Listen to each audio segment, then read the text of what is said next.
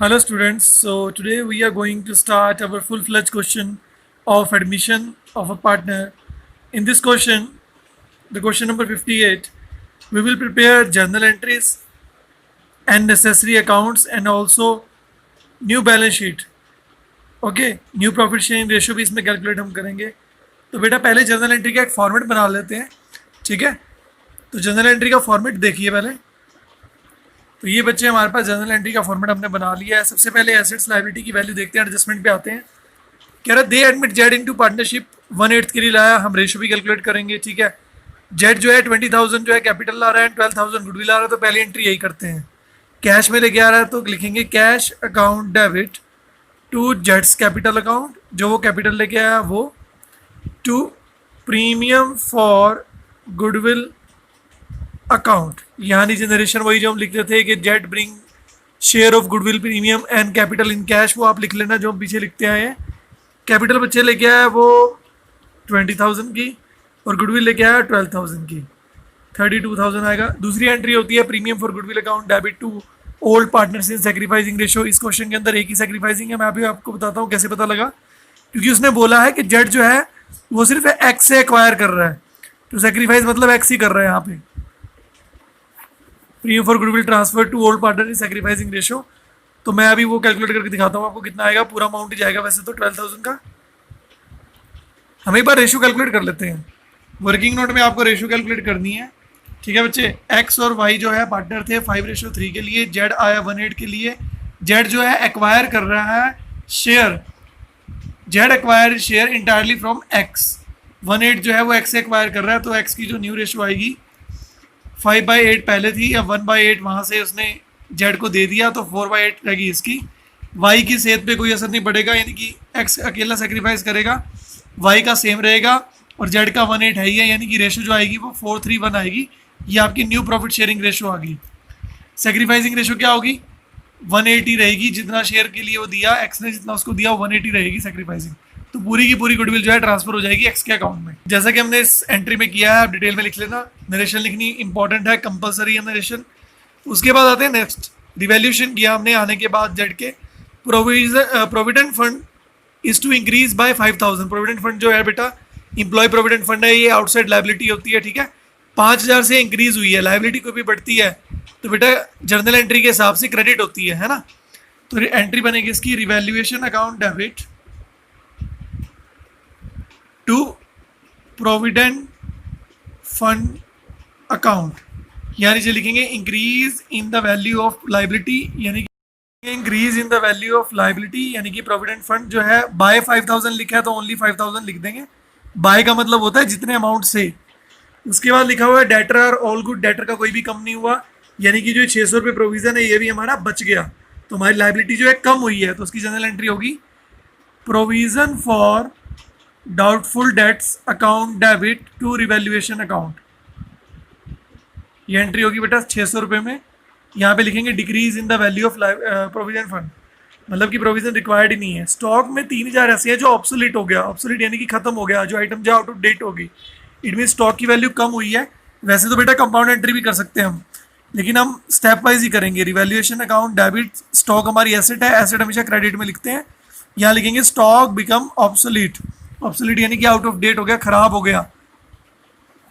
Creditors are to paid 1,000 मोर, जितने आपके creditors हैं उनको 1,000 ज़्यादा देने हैं, इट मीन आपकी लाइबिलिटी बढ़ गई है, तो एंट्री होगी revaluation account debit to sundry creditors account. यहाँ पे लिखेंगे increase in the value of creditors 1,000 लिखेंगे, जितनी बड़ी है सिर्फ उतनी value. Fix asset are to revaluate 70,000, fix asset जो है 80 के थे अब 70 पे हो गए, इट मीन्स जो वैल्यू है डिक्रीज हुई है, तो एंट्री कर देंगे revaluation account debit to fixed asset account. यहाँ लिखेंगे fall in the value of fix asset 10,000 आपका यहाँ पे आ जाएगा बेटा। उसके बाद प्रॉफिट की एंट्री भी है या लॉस की है, जो भी क्वेश्चन हम अकाउंट बनाएंगे रिवैल्यूएशन उससे पता लग जाएगा, तो बेटा वो बनाते हैं। उसके बाद हम जगह छोड़ देते हैं जर्नल एंट्री की, उसमें हम वो जर्नल एंट्री पुट कर देंगे, ठीक है। उससे पहले बेटा एक हमारे पास वर्कमैन कंपनसेशन रिजर्व दिया हुआ है 5,800 का, वर्कमैन कंपनसेशन रिजर्व है, इसकी कोई भी एडजस्टमेंट नहीं है, तो वो सारे का सारा जो है पार्टनर कैपिटल अकाउंट में ट्रांसफर होता है। उसकी एंट्री होती है workman compensation reserve account debit to old partners in old ratio, तो सभी में जाएगा। जो ओल्ड पार्टनर्स है हमारे, ये एंट्री वैसे हमें सबसे पहले करनी चाहिए थी, कोई बात नहीं। यहाँ पे लिखेंगे transfer of WCR to old partners in old ratio. ये नरेशन लिखनी इंपॉर्टेंट है। ये वीडियो को थोड़ा छोटा बनाने के लिए ये मैं नरेशन नहीं लिख रहा, लेकिन आपको लिखनी है बच्चे।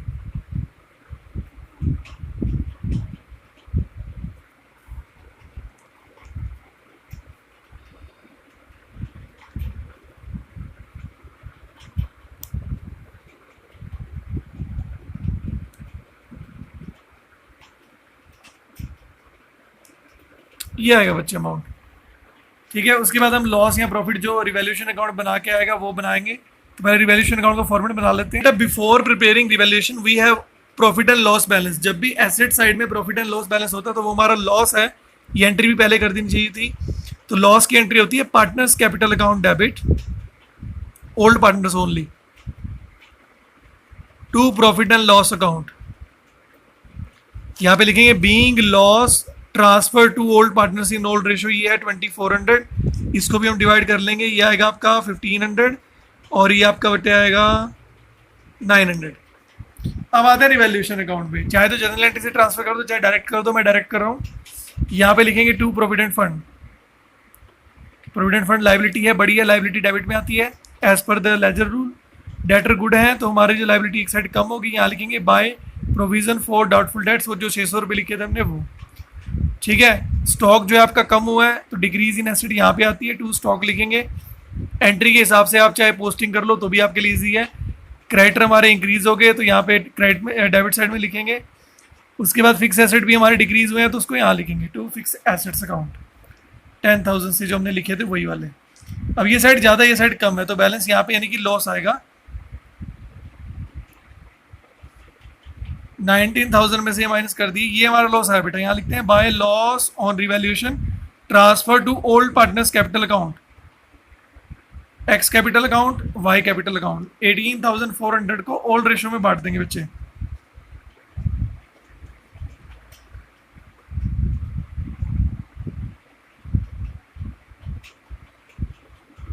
ये आएगा बेटा अमाउंट। तो इसकी पोस्टिंग हम आगे कैपिटल अकाउंट में भी करेंगे, वो भी जो स्टेप है वो फॉलो करेंगे। कैपिटल अकाउंट मैंने आपको सिखाना है इसमें, उस पर चलते हैं बेटा। अब तो बेटा इस तरह का फॉर्मेट है, वही पुराना जो हमने पहले किया था। यहाँ पे लिखते हैं बाय बैलेंस ब्रॉट डाउन, जो लाइबिलिटी साइड में कैपिटल का बैलेंस होता है वो लिखते हैं। एक्स और वाई का बैलेंस जो है वो लिखेंगे 70,000 है और 31,000 है। जेड का नहीं लिखते स्टार्टिंग में, यहाँ लिखते हैं बाय कैश अकाउंट। जो जेड लेके आया वो अमाउंट लिखेंगे। अब जेड लेके आया था 20,000 रुपीज़, ये लिखा हुआ है 20,000 रुपीज़, तो ये हम लिख देंगे, ठीक है बच्चे। उसके बाद नेक्स्ट एंट्री थी हमारी, वो दिखाता हूँ मैं आपको अभी। ये एंट्री थी बेटा नेक्स्ट प्रीमियम फॉर गुडविल की। अब एक्स कैपिटल अकाउंट क्रेडिट में है तो यानी कि प्रीमियम फॉर गुडविल भी क्रेडिट में आएगा। तो यहाँ पे लिख देंगे by premium for goodwill account. Amount जो है एक्स के अकाउंट में आएगा क्योंकि एक्स ने अकेले ने सेक्रीफाइस किया था। 12,000 पूरा लिख दिया। ये वाली एंट्री नहीं आती, ये वाली एंट्री नहीं आएगी, ये भी नहीं आएगी, ये भी नहीं और ये भी नहीं। नेक्स्ट एंट्री ये वर्कमैन कंपनसेशन रिजर्व की आएगी। यहाँ पे लिखेंगे WCR अकाउंट, यानी कि आपने पूरा लिखना है। मेरे पास स्पेस कम है इसलिए मैं एडजस्ट कर रहा हूँ इसको। 3625 ओल्ड पार्टनर में, 2175 न्यू पार्टनर में। उसके बाद लॉस है, जो अकाउंट हम बनाते हैं अगर वो डेबिट में हो तो उसका अपोजिट कहाँ पे आता है, डेबिट में। याद आया कुछ फॉर्मेट फर्स्ट चैप्टर के अंदर हमने किया था, बीइंग लॉस 1500 और 900। उसके बाद बेटा ये भी है, इसकी जनरल एंट्री हमने की नहीं थी, वो अब करके दिखाता हूँ आपको। इसी जनरल एंट्री बनती है बेटा सेम ऊपर वाली, by capital account debit to revaluation account. बस नाम यहाँ पे रिवैल्यूएशन अकाउंट का आ जाएगा। यहाँ लिखेंगे being loss on revaluation transfer to partners capital account. यहाँ पे अमाउंट चेंज कर देंगे जो है हमने यहाँ लिखी, तो बेटा ऐसे लिखनी है। फिर यहाँ पे लिखेंगे टू रिवैल्यूएशन अकाउंट, यहाँ पे लिखेंगे लॉस ऑन रिवैल्यूएशन 11,500 6,900। अब बेटा इसका बैलेंस देखते हैं कितना आया हमारे पास। फिर इस अमाउंट को हम कैपिटल अकाउंट में ट्रांसफर करते हैं। तो यहाँ पे ऐसे डबल लाइन लगा लेते हैं। ये आपका आएगा 82 और 3 85,006 के अंदर ये हमने टोटल किया, ठीक है। जो अमाउंट थे ये डिडक्ट करके हमारे पास बैलेंस आ गया। आंसर हमारा बिल्कुल करेक्ट आ रहा है। अब हमें न्यू बैलेंस शीट बनानी है बच्चे। सबसे पहले हम कंपेयर कहाँ से करते हैं, स्टार्ट करते हैं क्रेडिटर से। क्रेडिटर आपके थे 15,000 के, ठीक है। लेकिन हमारे जो क्रेडिटर्स हैं वो कम भी तो हुए हैं ना, नहीं इंक्रीज़ हुए हैं, 1,000 से बड़े हैं। तो यहाँ पे हम लिख देंगे क्रेडिटर्स 16,000 उसके बाद आपका बेटा आता है प्रोविडेंट फंड। पहले 10,000 का था, अब 5,000 और इंक्रीज़ हो गया, तो यहाँ पे लिखेंगे प्रोविडेंट फंड। ये बेटा आएगा आपका 15,000, जितना इंक्रीज़ हुआ उसको ऐड करके लिखना है। फिर आपका था बेटे वर्कमैन कंपनसेशन रिजर्व, ये नहीं आएगा क्योंकि हम ऑलरेडी पार्टनर्स कैपिटल अकाउंट में ट्रांसफर कर चुके हैं। फिर आपका कैपिटल अकाउंट है, यहाँ पे लिखेंगे हम कैपिटल्स, एक्स की, वाई की एंड जेड की। जो ये बैलेंस आया था वो लिखना है हमें एज इट इज़। ये हमने बैलेंस निकाला ना भैया अकाउंट बना के, इसी को हम लिख देंगे यहाँ।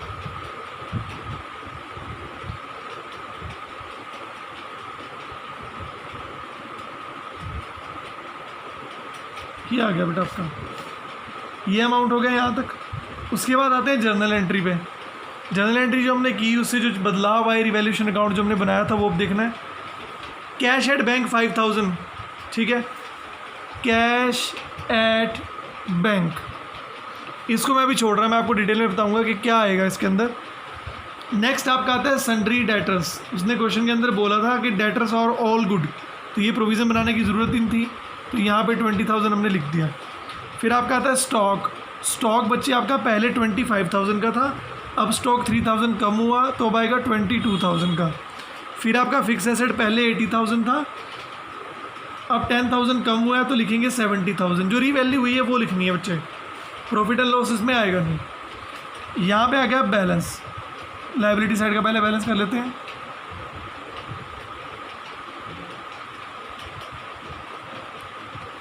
ठीक है बेटा, अब आते हैं यहाँ पे। अब जो कैश बैलेंस है आपका, वैसे तो वो 5,000 था, लेकिन जो है नया पार्टनर आया तो वो भी तो कैश में गुडविल वगैरह लेके आया ना बेटा। कितनी गुडविल लेके आया वो? 32,000 की लेके आया था कि नहीं? हमने की थी 32,000 की गुडविल। कैपिटल लेके आया था 20,000 की,